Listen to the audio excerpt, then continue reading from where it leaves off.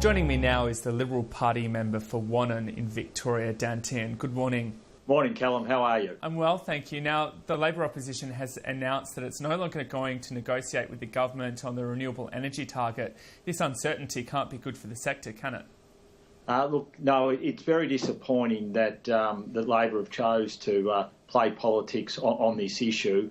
It's an important issue because there are jobs at stake. There are jobs at stake in my electorate, and I would call on the Labor Party to re-enter the negotiations in good faith and make sure that we can get a bipartisan outcome on this. This has been a bipartisan issue since it was introduced by the Howard government, and I would call on the Labor Party to come back to the table and re-enter the negotiations in good faith. We need that to happen for the future of the renewable energy sector in this nation.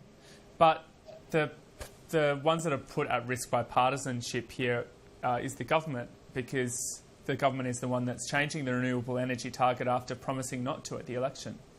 Well, no, what the government said was that we needed a renewable energy target which would be 20% use of renewables by 2020, and also that there would be a review which is mandated, which we have to do by legislation. We've done that review. We've come out and we've said that we think that we need to modify the target so it is going to be around the 20% by 2020, and also that we would like to see exemptions for instance, aluminium smelting, because the renewable energy target will put a cost on the aluminium sector of about $10 to $11 million in the case of Portland aluminium. For the sector as a whole, it's about $70 million. So what the government has done is it's done the review as mandated. It said we do want to achieve 20% by 2020, and we want to sit down with the Labor Party and work out how we can do that. But the Labor Party has a mandate, I guess, to protect that target as is. There was no consideration given at the time of the election to cutting the target, which is essentially what the government is proposing to do. Well, the government was clear that it wanted 20%. That's been the target all along. Obviously, our electricity usage in Australia has dropped over recent years. So what was originally thought of being the target that would be 20% by 2020 is now probably around 27 or 28%.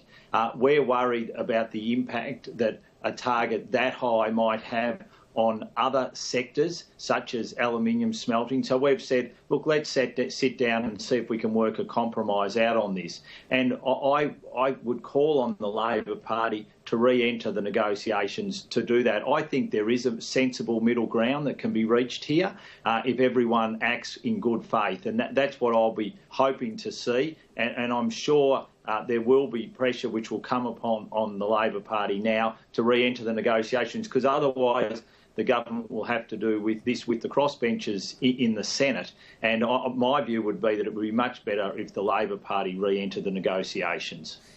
While this has been going on, a report from the Climate Council showed that investment in renewables has fallen by 70%. That's not acceptable, is it? Well, what has happened is, as part of these 2-year review processes, that it's caused uncertainty in the industry every time these reviews have taken place.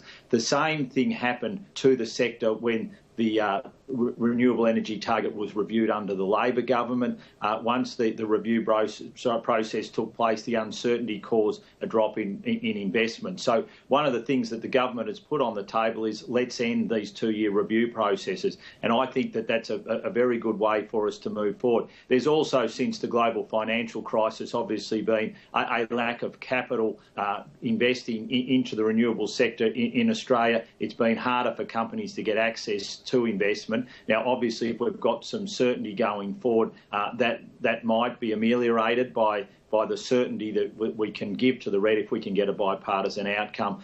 There's a myriad of issues here. One of the other issues locally for me is that, you know, some of the renewable energy companies haven't been using local content as I think they should have been. So, for instance, Keppel Prince in my electorate has announced that 100 jobs will go. Now, if some of the wind energy companies had been using the towers that they make, those jobs would still be in place. So there's a lot of issues at play here, but the most important thing is I think we need to see the Labor Party back at the negotiating table. Okay, let's move on. There are reports this morning that the government is considering sending an extra 200 to 400 troops to Iraq, again in non-combat roles. But is this an example of the mission creep which critics of the initial deployment warned of?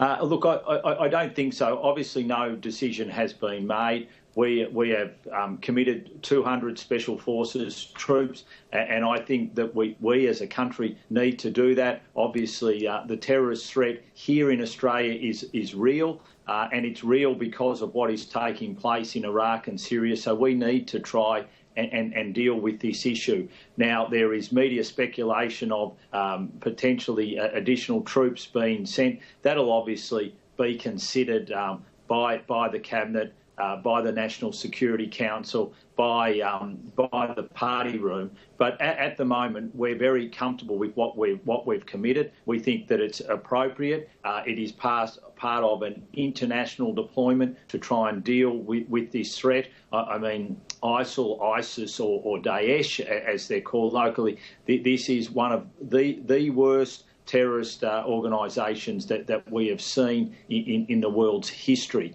And we just can't stand back and do nothing, because otherwise there is a real threat to us here in Australia, as well as a threat to the globe by this organisation. These reports follow a request from Washington for a supplementary contribution.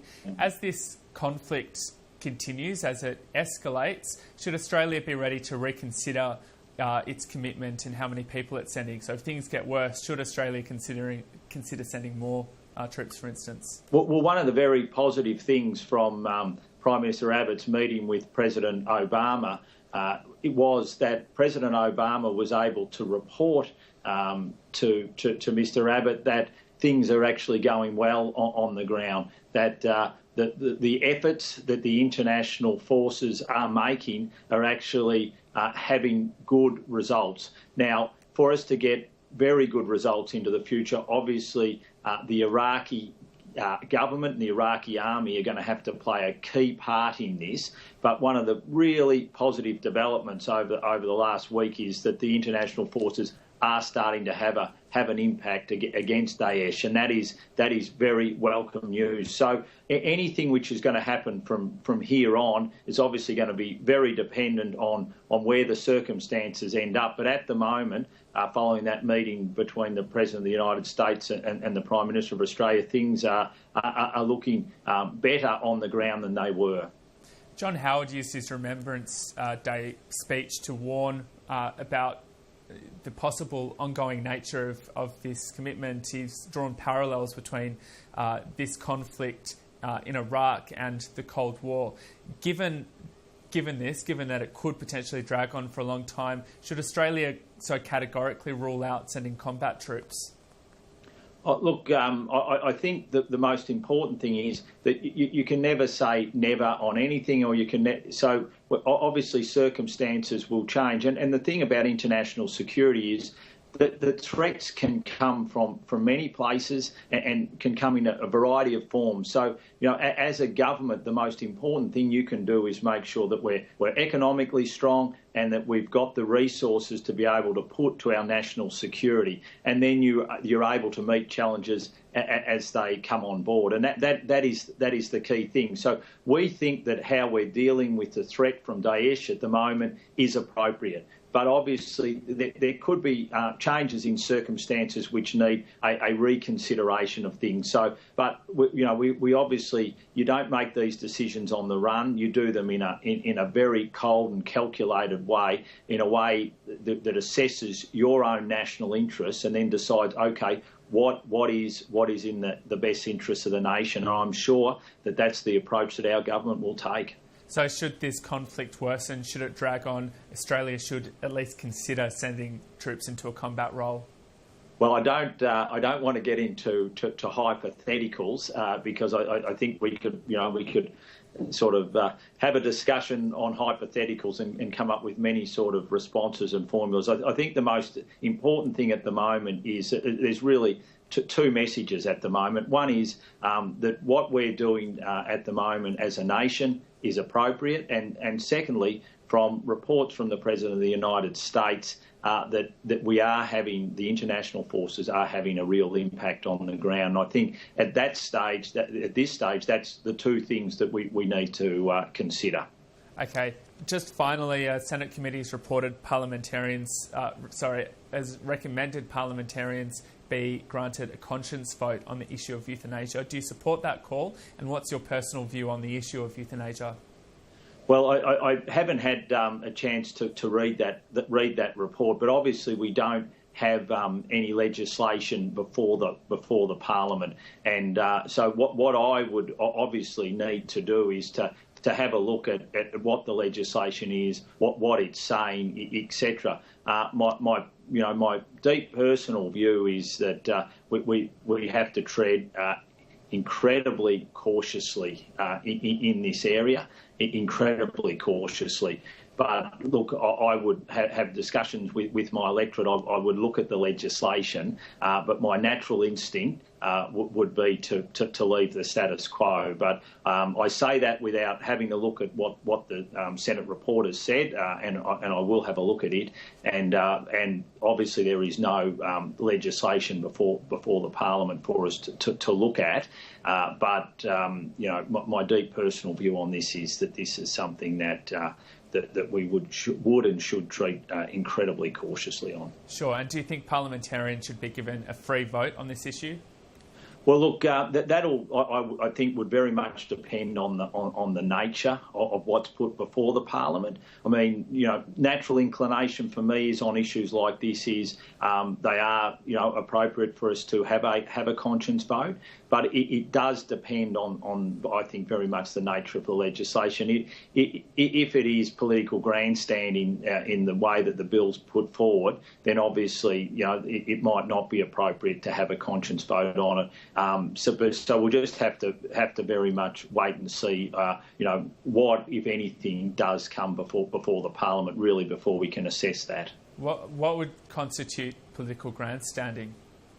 Well, I don't know, because we haven't seen the legislation. But if it was more a political party trying to score political points on this issue, then obviously then it wouldn't be I don't think it would be viewed in a way that you would see it appropriate a conscience vote. If it's done genuinely proper with a proper consultative processes, etc., then I'm sure that a conscience vote would be considered. Okay, Dan Tehan, thanks for your time. Callum, absolute pleasure. Cheers.